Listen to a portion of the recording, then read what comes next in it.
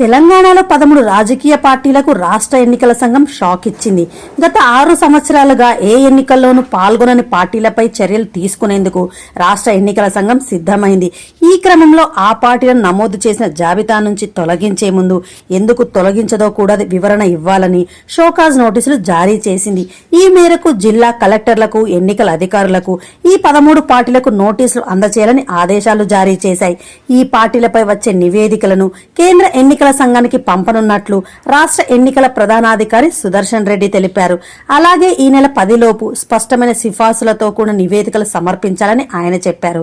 నోటీసులు అందుకున్న పార్టీల్లో ముఖ్యంగా Telangana Karmika Raithu Rajyam party, Indian minorities political party, Jago party, national people's congress, Telangana Lok Satta party, Bahujan Samaj party, Andhra Pradesh Rashtra Samaikya సమితి పార్టీ, యువ తెలంగాణ పార్టీ, ఇంకా మరికొన్ని చిన్నపాటి పార్టీలకు కూడా నోటీసులు జారీ అయినట్లు సమాచారం.